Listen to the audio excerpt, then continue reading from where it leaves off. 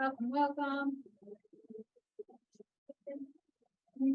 If at any time you guys have any questions, my class is very open. Just pop in and interrupt me because I'm not going to be able to see you. Except for people in person, I'm not going to be able to see the people online if you guys have questions. So you don't have to do like the raising your hand or entering into the chat. Just kind of unmute yourself and ask. Okay. Okay. Okay. So my name is Julie Wheeler. For those of you who are not familiar, I am the owner of the TC company for Bullpen Transaction Management. In the back, a little bit about me. I have been a licensed agent for 8 years, most of which 7 of the 8 years have been spent as the director of operations for a high volume team out of Coldwell Banker. We did about 200 deals a year. So that has positioned me very well to be the owner of a TC company and process transactions that way. But to add to that, I knew I wanted to be a licensed operations person with that team, and I knew I wanted to start contributing to the team. So I didn't really know where to start. I didn't have a huge sphere of influence to be able to start calling people and reaching out and everything. So I kind of was sitting back and kind of waiting around to see what kind of leads I would get from the team. And sure enough, I did get a lead, and it was for land. And I had no idea what I was doing, as most people do when they are working with land. And so I asked my team lead, this is Jeremy Walsh, and I said, "Hey, Jeremy, what am I supposed to do here? I don't really understand it." And he says, "I have absolutely no idea." So I said, "Okay, look, I'm going to do what I need to do." I met with the senior most agent in my office at the time and kind of asked her to walk me through it. And I learned a little bit from that. I kind of struggle busted my way through my first deal, and then again for my second, third, and fourth, and so on. So I've probably done about 10 or so land contracts in my time as an agent.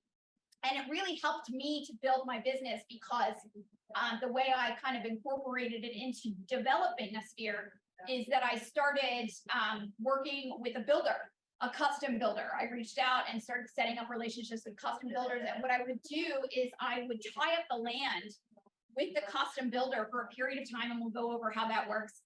And then during that time, we would negotiate advertising rights for the property. So, when you see a MLS listing with a bunch of drawings and photos of a finished product and it says not completed, that is a builder saying, "Hey, this is raw land, but this is what we have to be built upon raw land." And so what I was doing is I was advertising for this builder, and I would get a ton of calls from people that would be interested in coming to see this new construction. Now, new construction is not for everybody, and it's very difficult to visualize anything being built upon raw land. So 9 times out of 10, I'd say I meet them at this, this parcel of land, and I walk around with them, explain where the home would go, because I had already had all this information set up with the builder. And they just couldn't visualize it. And that's why new construction with like Orion Homes or it becomes a lot easier, because you have this model to walk into and you can see it, you can feel it, and you can visualize it. Raw land's very different in that respect. But what I would do is I'd say, "Hey, you guys aren't really interested in new construction or new build. How about residential resale?" And that's how I would get my clients. And so I built a sphere of influence, specifically in Howard County, for clients that ended up wanting to go ahead and do resale instead. And that's where my business has evolved to today. I do about 8 to 10 deals a year myself as a realtor that just come to me as a result of having these clients that had reached out. So again, building on land is not for everybody, but in the event that you guys do have a client that is interested in building a home on a piece of raw land, there's some things that you can do to kind of help them along. This is not for the faint of heart, and this is not a quick buck. So everybody needs to kind of get that out of their system right now. Land is very much like a commercial sale. It takes a long time, but the payoff can be really great. So, and let me explain that further. So I was, as I said, had this relationship with a builder, would tie up this land, and I go ahead and I tie up the land and I advertise build. So for the people that did come and that were interested and that did visualize what they could build to with this custom builder, not only would I get a commission from the builder for the list side of things, they would be unrepresented buyers 9 times out of 10. I would get a buy side commission from the builder. as the person who's helped coordinating with the buyer, they wouldn't be represented by me because I'm representing the seller. Remember, we can only represent one person in the state. And then I would also get a commission on the land sale. So I would earn 3 commissions at the time of closing. So sometimes it would range typically, I think I get around 7%, 6 to 7% at the end of everything, right? So it's a great payoff, but it takes a lot of time. Anytime between 6 months to a year, it would take me to get those commissions. Okay. So let's talk about what a land contract looks like. You got a buyer, they're interested in a piece of land. You go, oh my God, I have no idea how to help you. First things first is you want to go on the MLS and you want to pull up as much information as you can about the land. Can everybody see my screen? This. Yes. Go ahead. It's maybe down to the bottom here. All right. Let's go ahead and pull up right.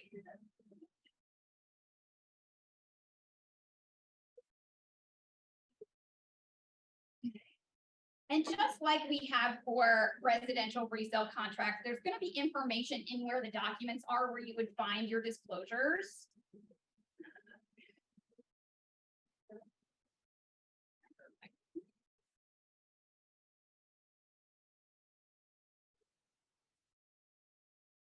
We're going to go into Bright and your clients are going to say, hey, there's this parcel in Howard County. I'm really interested in potentially doing a build. So you're going to go to the land section under search. And parcels do not have numbers for the most part. 9 times out of 10, I'd say they don't. They are assigned by the county once a home is built upon it. So if they say, hey, I'm interested in a piece of land that's I found on Mulberry Street, you just type in Mulberry and hopefully you find something. But let's just say, you couldn't find it. You're going to go ahead and just pull up the county and see what's listed. It's not going to be as plentiful, right? There's only 27 parcels of land available in Howard County altogether collectively. And you're going to be able to kind of search it that way. So let's just take one piece of land off the top here. Okay, this is a pretty straightforward property, as you can see. There are several material facts that are really important to land buyers. One is how big is this parcel going to be? Sorry, I keep having that like that. How big is this parcel going to be? Well, we have 1.07 acres. So you're going to find that here, and you're also going to find it on the tax record.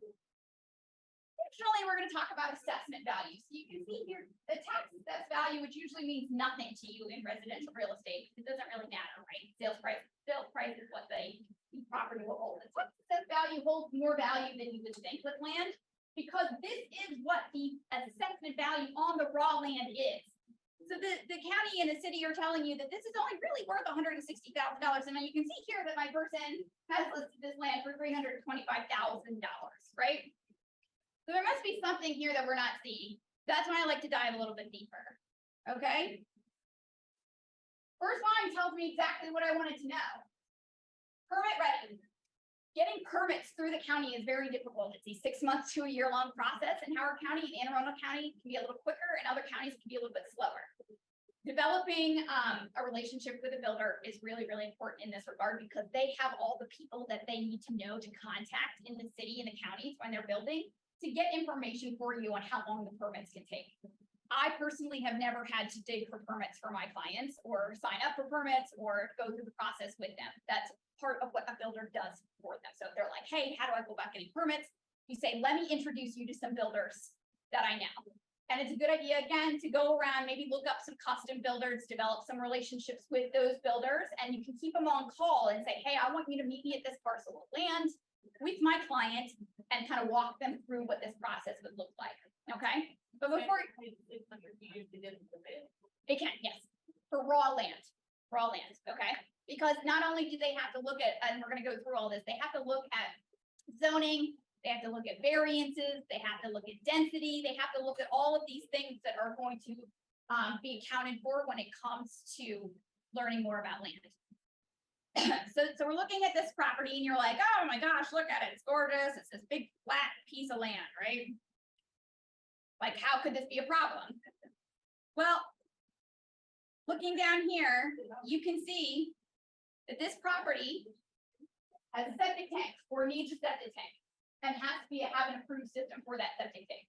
So this property is out in kind of the middle of nowhere, right? So there's no way to plug into water and sewer, right? Which is expensive enough, by the way. You have to bring the pipes to the street level. So depending on where the house has to be built, how far the house has to sit back from the road, the pipes then have to come from the house to the road. So it can be very, very expensive. This house, however, has to have a well and septic. There's something called a perk test. Is anybody familiar with what a perk test is? No. Okay. Percolation test. Perk test for short, okay? A perk test basically is when the county has to come out during the wet season. There's only a very specific number of months per year that the county can do this in any area. And what they do is they drive these tubes down into the ground to see how fast the absorption rate of the water is. And that determines what type of system can be built upon the property when it obviously needs a septic system. So again, we can see that this property is pretty far out. It's nowhere close to anywhere where we would be able to tap into a public water, public sewer system. So we know it's going to be a septic, but what kind of septic? There are several different kinds. That's why our addendum, on-site sewage disposal system addendum. Have you guys seen that? Right? We call it a septic addendum, but it's not really. That's an all-encompassing term. Because septics, traditional septics, have a drain field and a collection, like basin, right? There are different types. There's holding tanks, right? That's a different type of septic system. There's mound systems, okay? There's a couple of different types of systems. It's called on-site sewage disposal system. It's not necessarily a traditional septic system. It's about what the ground will hold, the water that is able to be absorbed into the ground. So this perk test will come back from the county. And it will have information on it, and hopefully, we're diving into this. It would be available from the seller. We would want that to be available from the seller. If not, well, now we know that this is going to be, so it's not in here. Okay. We would know and see if I can find somebody maybe that has like a perk test on site. Okay. And I'll see what that shows. It shows you. But we would want something like that. Otherwise, we now know that our buyer has to go through a perk test, right? They're like, I want to build a 5-bedroom, 6-bath house on this beautiful, gorgeous piece of property. I'm going to have farm, animals. I'm going to have all this stuff, right? Well, it really is about what the property can hold and bear. So if the county says, hey, this home only perks for a house that's 1,500 square feet, you're going to have a problem getting 5 bedrooms in there, right? So it's really important to have a perk test when it comes to septics. And it's more about, hey, we just need them to know that this is not already in place. Sometimes there are septic systems in place already. And that would be an example when it's raw land, but a house had been built there and then torn down. So there may have already been a septic system that they can tap into. So a couple different types of ways they could go about doing it. But you can see here, hey, we have the permit ready. Approved perk, so they didn't include the paperwork in there. So this is the next thing I would do is I would reach out to the agent and ask him, I want to see a copy of this 5-bedroom percolation test right that we have. Because these are only good for a few years. So if they got it done in 1995, that's not going to help me out. Okay, because it's the water and the ground changes, right? So this is so this kind of tells us, look, okay, we already have the perk. It's already been subdivided. This lot is part of a 4-lot subdivision. So the reason that the pricing now I'm seeing where the pricing is coming from. They've already paid, right, money from this larger parcel of land, and they paid to have it subdivided, which also takes years. It can take like 5 or 10 years to have something subdivided sometimes there, depending on how clear it is. So they've already paid this money to the county to have it all subdivided out, to pay for all of the engineering, to pay for the perk test, to pay for the permits. So they've already incurred a lot of these costs. So you believe in see the line that's part of it? What's that? You believe in the line. Is that part of the sentence? So yes, so you can see here, they're kind of showing you, let's see if I can kind of pull it up a little bit better. This is called a survey. Okay, they have an engineer come out and it looks kind of crazy, right? So again, we're realtors, we're not supposed to know exactly what this looks like, right? But your job is to get as much information as humanly possible and send it off to your clients. And then when they're like, I've reviewed this information, I have some questions, you say, guess what? I'm going to set this up for you to meet the builder and the property, and he can walk the property with you with a copy of this survey and kind of tell you from what he can see where the house has to be placed. So you can see here, based on what the engineer knows to be true about this house, based on where the septic and the well have to be placed on the property, Okay, so wells have to be a specific number of feet from the home, septics have to be a specific number of feet from the home, variances have to be a specific number of feet from the street, okay? Based on all of this information that this guy has, this engineer, he has proposed where the houses need to go on these lots. So what we would do is we have, you know, you have all the utilities outlined here. You can see they have easements noted here on where they cannot build, okay? Because this is the septic systems. Here we go. Here's the proposed septic system for this lot number 3. And they say, hey, we have several parcels that you can choose from. We have a non-buildable parcel down here, parcel C, right? So this is something that you would love to have when you're looking at raw land, you want to see. If you don't see it in the MLS, reach out to the agent that has it advertised and say, do you guys have any copies of any builder information that I can have? Surveys, perk tests, right? Any engineering drawings, right? Any proposed buildings that could be on the property. Another thing you want to look for is something called a builder tie-in. So, you know, now we've already established that we have these relationships with these builders that we have that we can kind of call and meet at the property. Well, if they have something called a builder tie-in, that means it's already tied up with that builder. So remember how I said I would go out, I would find these pieces of property, I would send them off to my person, right? My builder friend, and I would say, hey, this is really interesting. Here's what I think we can do. I think we should tie up this piece of property. We should advertise something to be built on this property. Tell me what we can advertise and tell me what you're willing to pay for this. And we'll tie it up for a period of time and get that free advertising. And we would advertise for it. Okay. But when we're advertising, we say, hey, you have to use our builder because he's the one that's under contract on the property. So it's called a builder tie-in. You want to be careful and pay attention to that because if you do, then you have to meet with their builder at the property versus the one that you have to answer any of your client's questions. Where would that be? It would just be in the remarks. So let's see if we can. What's the benefit for the buyer? As those advertising for the builder. So I'm not following what's the benefit for the buyer. Yeah, so you're saying like if you had someone who was purchasing this thing, you would do these things, and one of the things that you would do is small builder tie-in, right? So I guess I maybe didn't grasp what all that is. So it would just be that you wouldn't be able to use your builder contact. It would be their builder contact. So if they're actually interested in this particular parcel of land, you would have to let them know up front, hey, here's all the information that I've gathered for you so far. And just so you know, there's a builder tie-in to this property. If you like this property, we're going to have to use their builder. You don't have a choice of choosing your own builder. This builder already has tied up this property. Okay. And essentially what they do is the builder never actually purchases the property. It's very interesting. When it's tied up with the builder, he signs a contract with the buyer for a home to be built, right? Including the price of the property. So say the property is $200,000. He has the base price $200,000 and say the build's $500,000. So now we have a $700,000 build that the buyer is purchasing. At the time of settlement, it goes from the land seller to the buyer. And the builder is nowhere in between. So he just makes his money and rolls on to the next. So he never actually purchases the property and then they buy it from him. That can be done, but in this particular scenario that I'm talking about, he really circumvents having to purchase the property himself. So they only settle once, which is great. Zoning is a really important thing to pay attention to as well. So, for example, I have no idea what it means. TOD, right? You're looking for something with an R in front of it. And it would be like an R1, R2, R5, okay? Residential. So look, it says it right underneath here. Office and high-density residential development with pedestrian access by MARC trains and public transportation commuters. So based on this information, we don't really have too much to tell our buyers.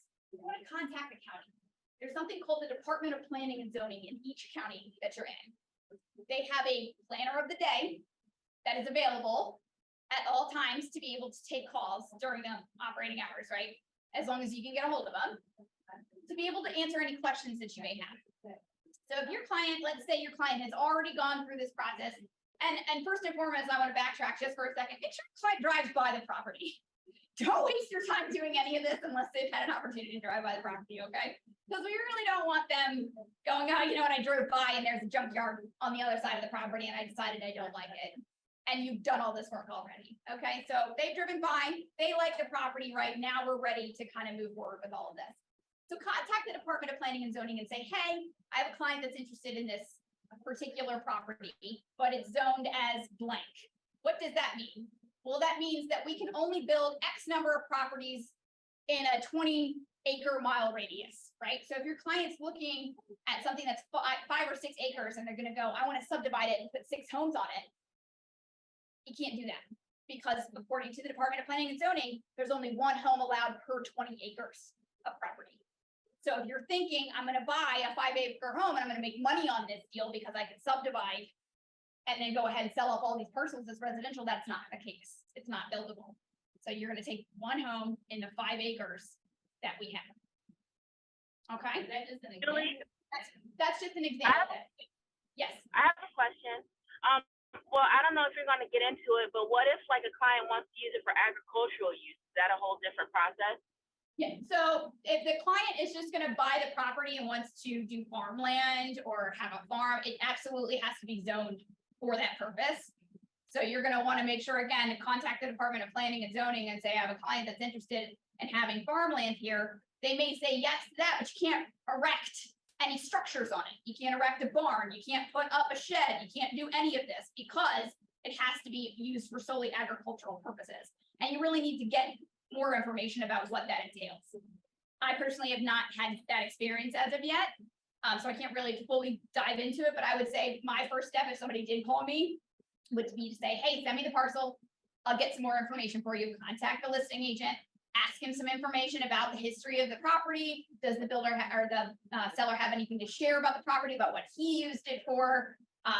And then contact the Department of Planning and Zoning and say, hey, I have a client that's interested in using this for agricultural purposes. Is it solely used for growing crops? Or is he allowed to have farm animals on it? Those are 2 different types of pieces of land that are allowed. So it really depends on how close it is, obviously, to standard, standard communities as well. So I think you're gonna find more of those types of lands out in like Carroll County than you would anywhere else. Yes. Oh, Oh, hang on, person online. I got another person in the classroom. Yes. thank you. Subdividing the land, is that done by the engineer who goes out and then it's approved by the Department of Planning and Zoning? Correct. So if somebody buys a parcel of land and you want to make sure somebody would, potentially put in the remarks, the seller or the listing agent would put in their remarks, possible subdivision. Everybody's probably seen that, possible subdivision allowable. Buyer to find out, right? Essentially, this is the buyer beware. It's your job to do your due diligence and figure this out. There's money associated with this. You have to sit down and meet with an engineer. Engineers cost quite a bit of money, tens of thousands of dollars. So unless you're 100% certain and you negotiated in your contract, and again, we haven't even looked at the contract yet, so we'll get there in a minute.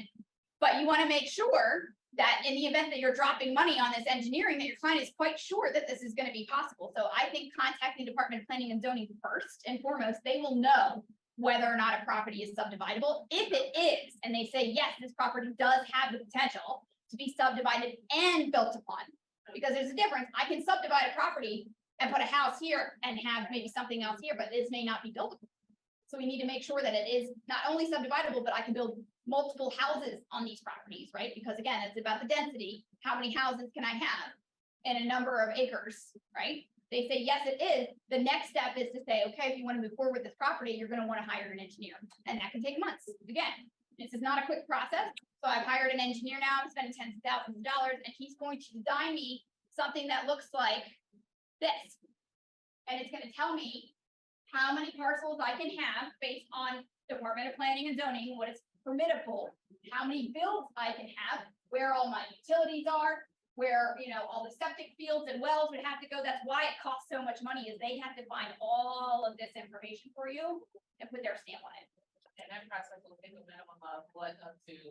I can't even say. It depends on how busy the engineer is. I had a deal in Howard County where they were building a house and the engineer couldn't even start the work on it for like 3 months when we met with him. He was like, I can't even start this for 3 months because he was so busy doing other things.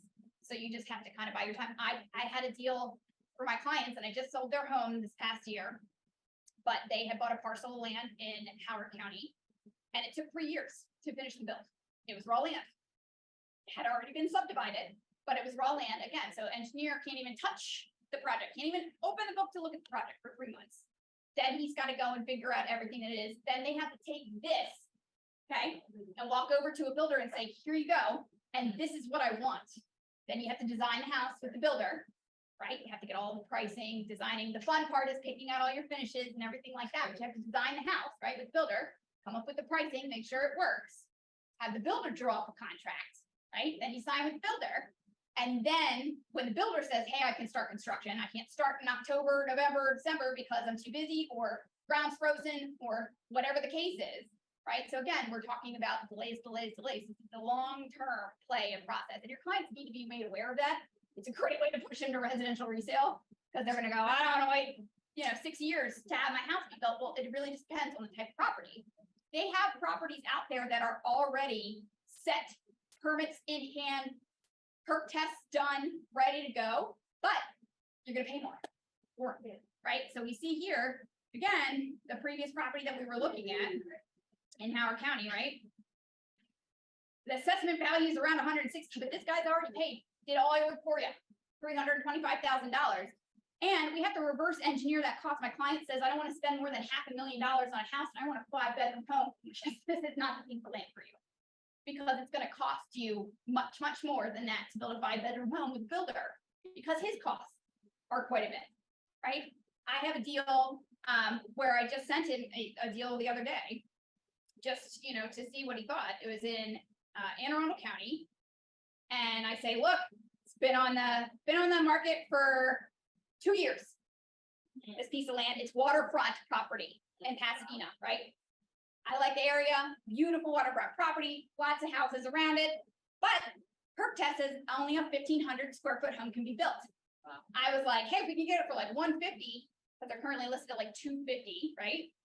Then you can build a house, and I think we could sell it for like 525, 530, right? Because I think somebody would pay for brand new construction, beautiful home. And I sent him some plans that I saw that were super duper cute of a long style ranch or loft space and everything. So it could be a 3-bedroom, right? He responds to me, right? Get this. He says, looks good. Construction cost would be about $325,000 for a 1,500 square foot home. Wow. He says, so we would need to sell it for $750,000. I don't think I can sell a house in Pasadena, even if it's a waterfront, for $750,000. It's under 2,000 square feet. It ain't gonna happen, right? That's me being like, okay, I know that I can't do that. So let's move on to the next, right? But that's the cost that he's telling me that would cost them to build. And again, this is at a builder's premium. They're marking up. You're marking up 20%, 20% on top of materials, and materials are expensive now. Inflation has caused everything to just skyrocket, right? I'm sorry, Hey, I had somebody else that was gonna ask a question. Julie, Yes, I have a question. This is Angie Jack. So can the builders just kind of say a price, hoping that they're going to get the most that they can if they don't really, hurting for money? I mean, they can just put any amount they want. What do you have anything else to compare it to? so if a builder, so there's 2 different possibilities here. So if I'm marketing and advertising with a builder, he's already probably got a pre-designed home that he has an engineer draw up that looks beautiful for him, and he wants to advertise this 3-bedroom, 2 full bath home, 2,000 square feet. This is what I want you to send it. He'll send me specs, and I'll list it online and talk about it online, right? The secondary thing is, if we have a buyer that's interested and we have a builder meet them at this parcel of land to walk through it, they're going to tell him what he wants. I want a 5-bedroom house. I want it to be 5,000 square feet. He's going to go, okay, well, I'm going to ballpark it for you, because at the end of the day, it could cost a lot more, right? I'm going to ballpark it and say it's going to cost $500,000 to build this house. But that's with standard finishes. You're going to walk through and you're going to go, you know what? I don't want level 1 granite. I want quartz. I don't want gold handles. I want diamonds. I want, you know what I mean? Like, that's going to happen. So what they do when they do end up drafting this builder contract, and we're getting a little off subject, but when they do build this, draft this builder contract, they have something called an allotment or a cushion for overages built in. I see. I right? see. So Okay. then when they settle on the builder contracts, They draw from these areas, and if they go over, the buyer signs something that says any responsibility to go over is on you financially. And if they're under, that money will be given back to them. Got it. Thank you. No problem. And what happens is, so let's say, go through all this process, right? Your buyer buys the land, settles on the land and settles on the build at the same time, because that's our hope, right? We're getting paid on the build. You'll get paid on half the build up front. Typically, they'll pay you half. Okay? And then you'll get your commission from the land. You won't get your other half of the build until it's done. So let's say it takes a year. You don't get that commission check for another year. You don't have to do anything else, really. But you don't have the opportunity to get that commission check. During this time, right? The builder then sends this package information over to the lender, and you have to use something called a construction perm loan, construction to permanent loan. There are only specific types of lenders that do these types of loans. So it's important to look into that information. West Banco is one of the ones that I've used in the past. They have a construction perm loan. They'll set up a draw with the bank, just like they would for a rehab. Have you guys, anybody else ever done a 203K rehab loan? Very similar process as you would do for a build. They draw against, they have a draw schedule, and they draw against this schedule with the bank during the course of the build. And the build's broken up into like 4 or 5 different plans, right? And they build, then they have someone come out, make sure that everything's done accordingly, make sure it appraises to the value of what they've drawn out, and so on and so forth until the build is done. Yes. Who pulls the permits? So you have the engineer, the CE with the contractor, and then they get the permits. So the engineer's job is not to pull permits. The engineer's job is to design what we've been looking at. Engineer's job is to not only design where and how everything is laid out, but they can potentially, you have an engineer that also designs the home, how the home is supposed to be laid out, what it's supposed to look like to make sure that it's safe, sound, okay? That's not the engineer's job. The builder has the contacts for the permits, right? So the builder has the contacts for the engineer, builder has the contacts for the permits, builder has the contacts at the county for zoning, builder's job, right? And that's why they charge a premium for their services, because they have all of these people. They are all in their back pocket. They have the people to call. Your job is to find the builder. Okay? Hey, Julie, Yes. Julie, Beatrice Dews. Will the builder also highlight any conservations that you cannot, streams, tributaries, even, let's say I had one land that they had frogs on it that could not be moved, and we had to make sure that they were not disturbed in any way possible. Are some of those things done by the builder, or where do we find out what are some of our limitations with the land? I know you spoke about agricultural areas. I'm gonna let you go with that. So when you have an engineering study done, or like an environmental study by the engineer, they're going to pinpoint all of the areas in the property that cannot be built upon for whatever reason. For example, I had a piece of property in Annapolis, in Edgewater, that could not be built upon because it had non-tidal wetlands in the back. They were protected wetlands. They could not be built upon. So our ability to build on the lot, even though it was deemed a buildable lot, doesn't necessarily always mean that it can be the type of home that your client wants. The type of home that we could build was one of those straight up and down houses where you stack them and almost look like a townhome for a single family detached home, because that's all that the lot would be permitted to hold, based on the fact that the whole back half of the lot was non-tidal wetlands. Also had a situation in Howard County where they had a specimen tree. Anybody ever heard of a specimen tree? So there's something called a specimen tree that apparently is also a very protected tree. They only have so many types of trees, and they are not permitted to be cut down for the county. So if they are cut down, you have to pay a premium to be able to deposit into what they call like a bank conservation, forest conservation bank. And they would pull from that to replant this tree somewhere else. So you think, hey, how much does it cost to replant a tree? It was going to cost my clients $150,000 to cut down one tree. Oh my goodness. Okay, so we walked out, right? So we moved and we hauled butt. So let's talk about how we get there though. So let's look at the contract, because I know you guys want to look at the contract, and I'm only supposed to have this class for an hour. So I want to make sure I'm covering everything I'm actually supposed to be looking at.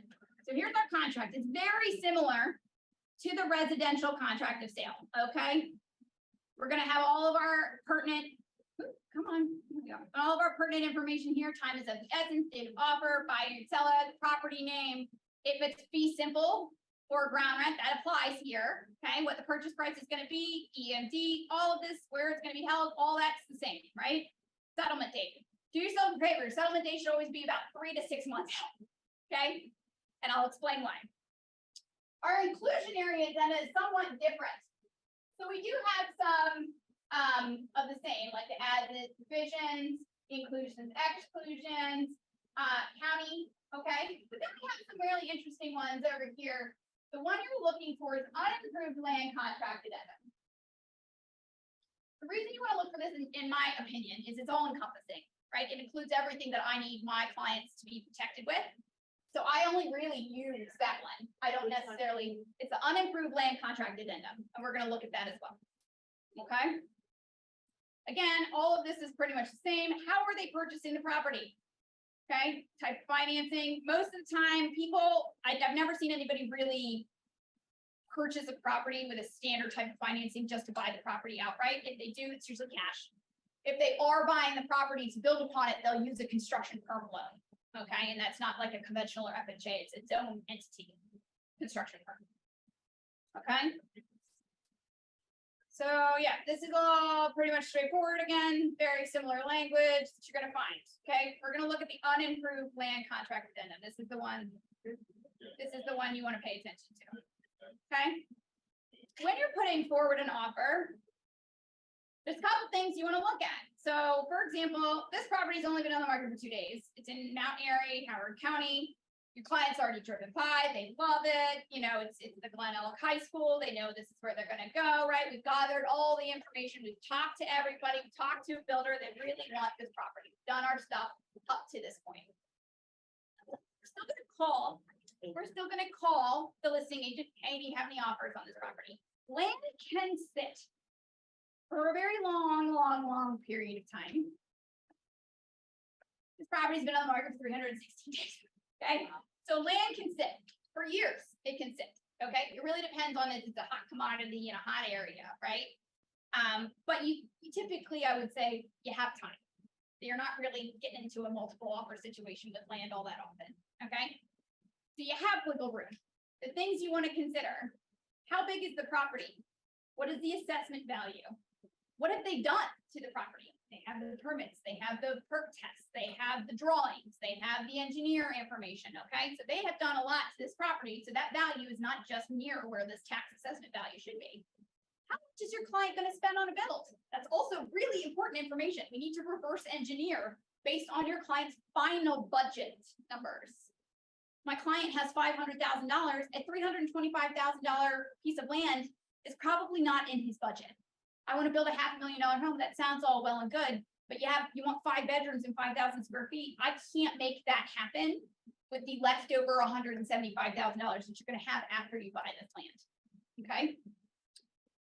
You can certainly lowball the crap out of it. Do not be afraid to go $50,000 to $100,000 under pricing coming out of the gate. Okay. They may just decline it outright. Hey, seller declines. Would you like to provide a counter? No, it's too low. Don't be afraid. You're not going to offend the seller in the same way that you would in residential real estate by coming in $100,000 under asking. Land is different in that respect. Okay. He's been on the market for 90 days, or he's been on the market for 300 days.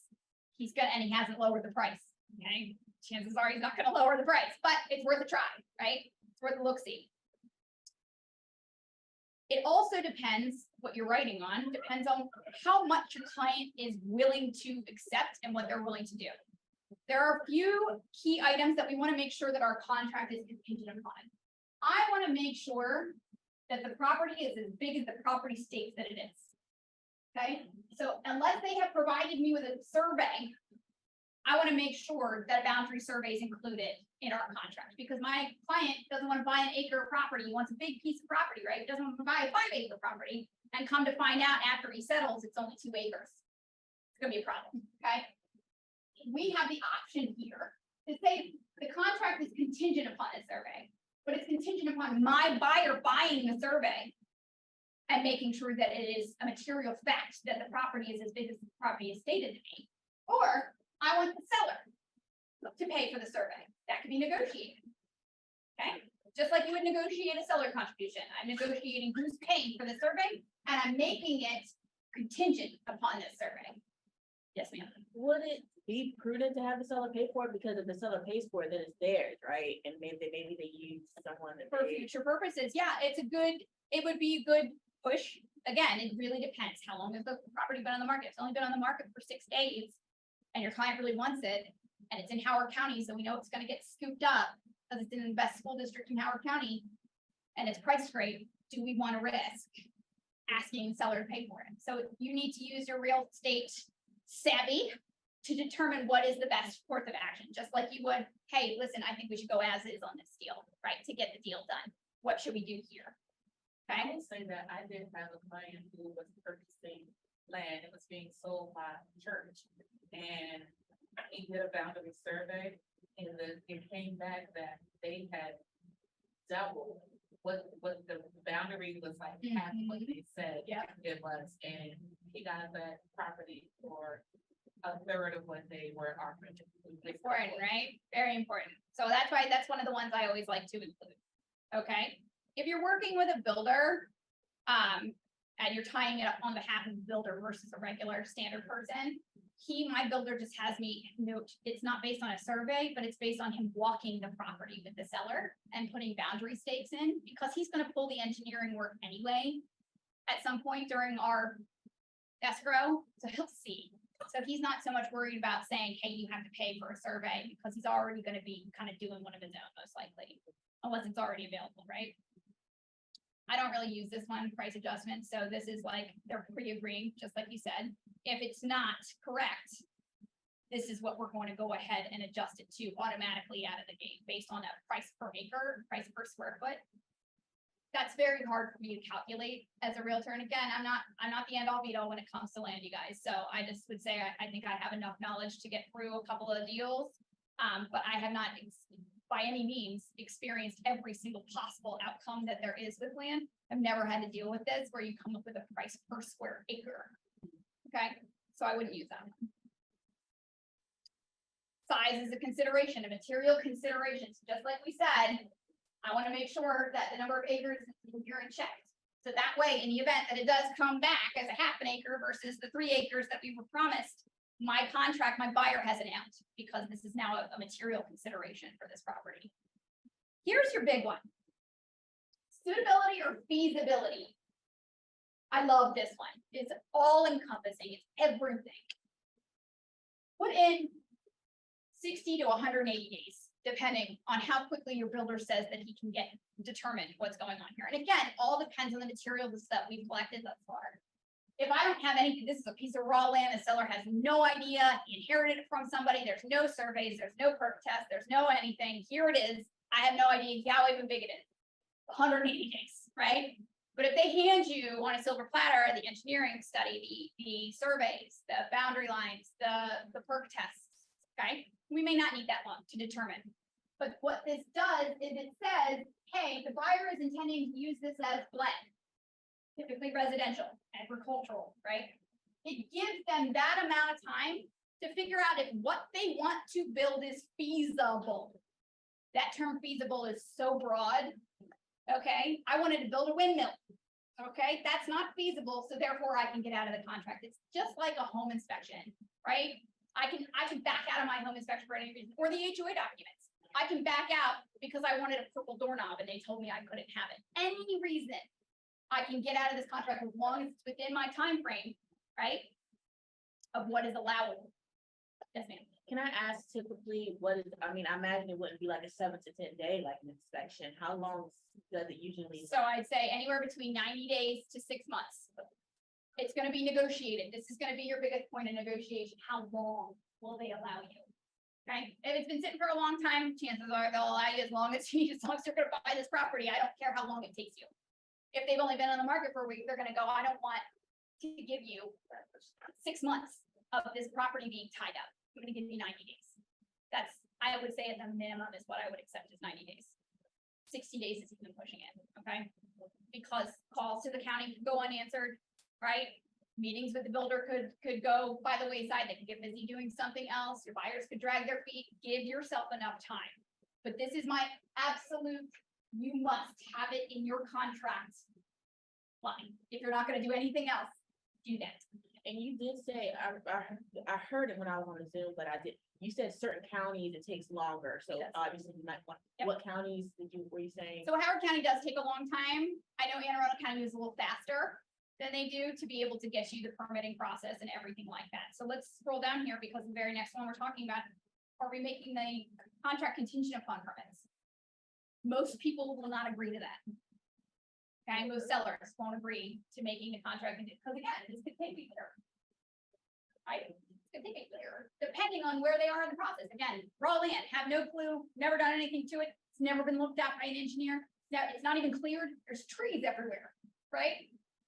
We have to go through quite a bit of process. We gotta make sure that the trees that can be cut down are gonna be replanted. We gotta make sure that the property can even be built upon. We gotta make sure that the property is zoned to be able to be built upon. We gotta make sure that the county will allow it to be built upon. We gotta make sure what the size of the home that can sit on the property can be built upon. Oh, so that's dependent on the county, the one before was dependent on the engineer. This is dependent upon your client and the builder. Oh, good. Because the buyer wants to make sure that whatever they want to do, whether it's building a windmill or building a house or erecting a farm, can be done on this property based on all of the factors. We need to make sure that the Department of Planning and Zoning will allow it. We need to make sure that the builder can do it. We need to make sure that it meets their needs, and we need to make sure that it meets their budget. What if they tie this piece of land up and then they talk to a builder, they talk to 3 builders? And their dream home is gonna cost them $850,000 and they're budgeted $500,000. And all 3 builders have told them it's gonna cost more than $700,000. Your client can't move forward. Unless they're willing to build a smaller house, which 9 times out of 10 they're not, because when people are building homes, they are building custom homes, dream homes that they will stay in for a long time. This is not I'm gonna build it and then rent it out, or I'm gonna build it and sell it in a year. People that are spending this amount of time are gonna stay in their homes for a while. So you're gonna wanna make sure that everything that they wanna have done is able to be done. And at the end of this period, if they don't know, get them out. Okay. Do you have to tell the seller, like, give a reason if you, okay, if you can just. House is not feasible. Residential use, not feasible. My client couldn't build what he wants to build. It's not feasible. Send the release. Okay? Permits this makes your offer less appealing. Again, this could take 6 months, a year, who knows? Depends on the county and how much has been done to the property. Making your contract contingent upon permits is, I mean, you can try, right? Nobody says you can't try the spaghetti approach, throw a noodle against the wall, see what happens, right? If they say yes, cool. If they don't, chances are that's the first thing to go. That's why I like the feasibility so much better, is because my feasibility could be permits. You know what I mean? If they see that permits are gonna take a year and a half and they wanted their home built in less than a year, that's not feasible. Falls right into that guideline, right? Environmental inspection. So my clients for Howard County were the specimen tree. This fell into that zone, okay? Because if you see that there's conservation areas noted or anything in the listing that notes, hey, this could potentially have wetlands, or this could potentially have conservation area, this could potentially have frogs that can't be removed from the land, you're gonna wanna make sure that your clients have the right to have an environmental assessment done on the property. Again, the builder might be able to help you guys out with that, or the Department of Planning and Zoning might even have some people that they could recommend for an environmental inspection. I've never had to do one really, but it did fall within, again, my environmental inspection failed. It fell within my feasibility study. It's not feasible. So catch all. Proof of a valid perk test. This one, I'm 50-50 on, okay? Because again, it falls under feasibility, right? But a perk test can only be done during certain times of the year. It's the wet times of the year. So spring. And you have to look it up. Per county, they have a timeline of when it can be done, because after spring, the ground is dry and they can't tell, and they won't issue permits for septic systems during that time. So you only have a specific window in which you can have a perk test. So if your client is shopping for land in October and you're making a contingent upon a passing perk test, you're nowhere close. You're going to be waiting until about April to find out whether or not they can even put a septic system here, if it would be approved. And again, it's not that it can't be built upon if a traditional septic is declined by the county. There's something called a mound system. It's just a holding tank. It's a giant holding tank, and it sounds kind of gross, but it's a big poo tank in the back of your yard, right? And they put it under a mound. It literally looks like a mound in the backyard. And people have built upon raw land and have that. You have to have it cleaned out monthly versus a standard septic system that you don't have to have cleaned out every 2 to 3 years.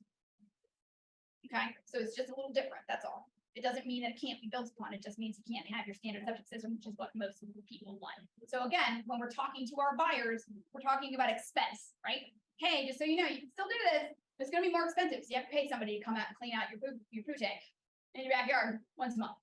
So the percolation test though is, if the land is too wet, the tank would sink? No, so a That- I mean- so a standard septic system has something called a drain field, right? And an absorption drain field. So there's a tank. The tank has liquids and solids going into it, right? The liquids are passing through the tank and into the absorption field and away. Oh, Solids are what remain in the tank. okay. If the groundwater that's in the area is not passing through the septic drain, then you can't expect it to drain out properly.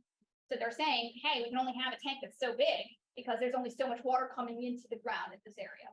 That's my understanding. I'm not a septic expert, but that's my understanding. Like coffee percolation. Yeah.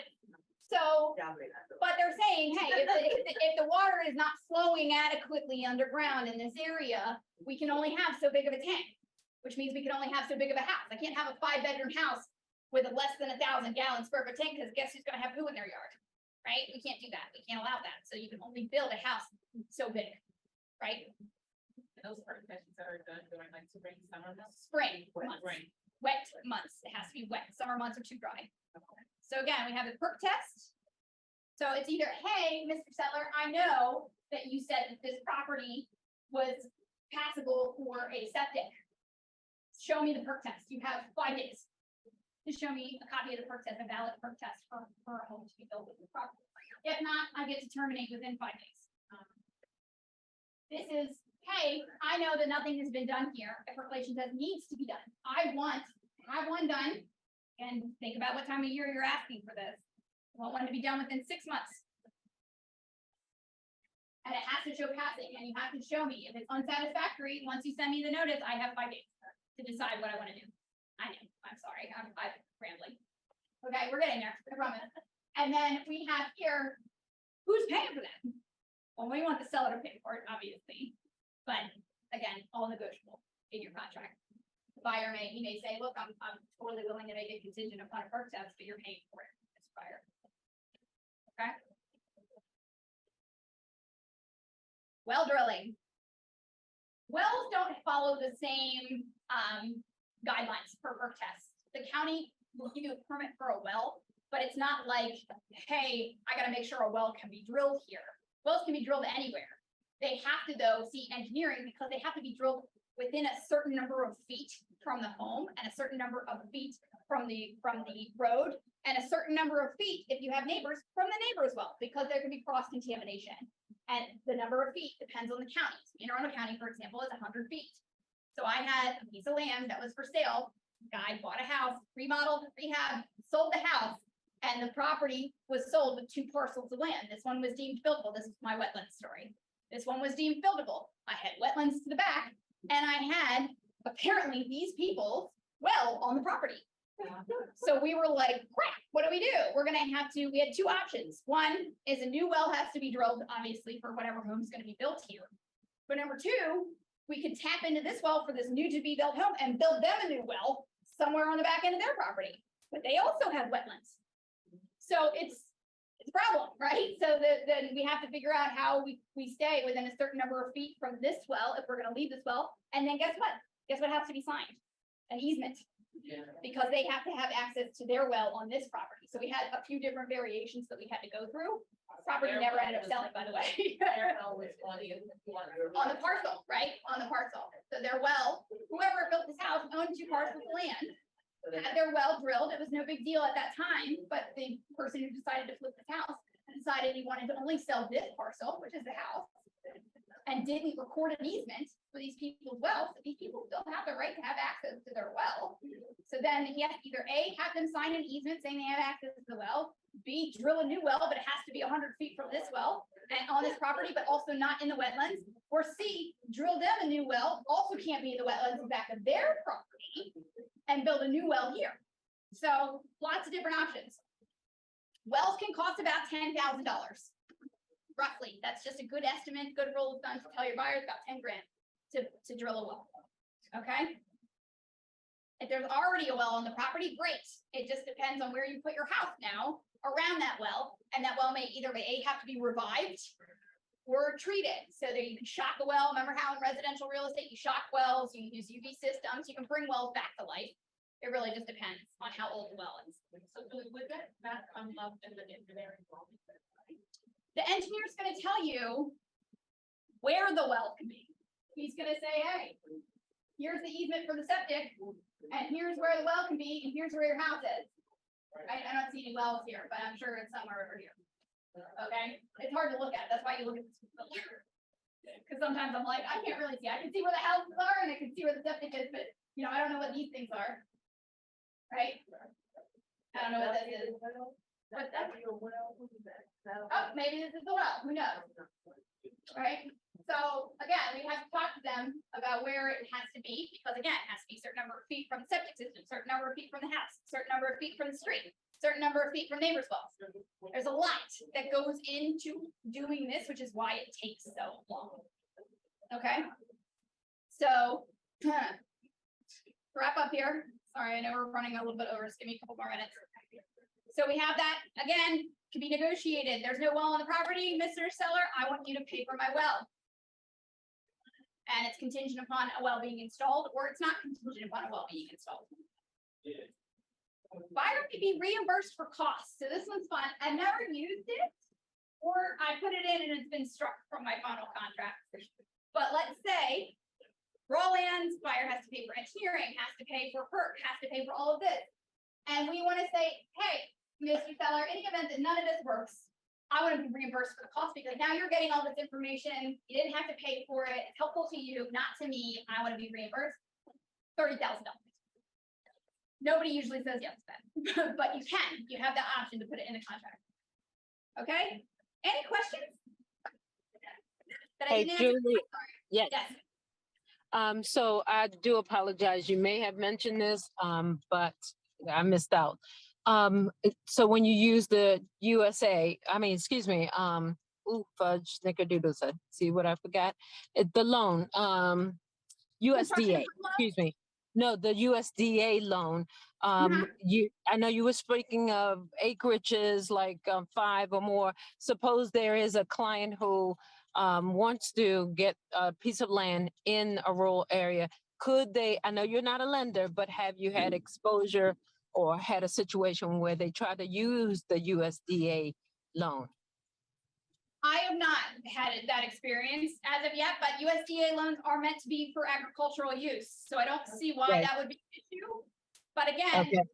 to make sure that your client is covered, put it in as a feasibility. Okay.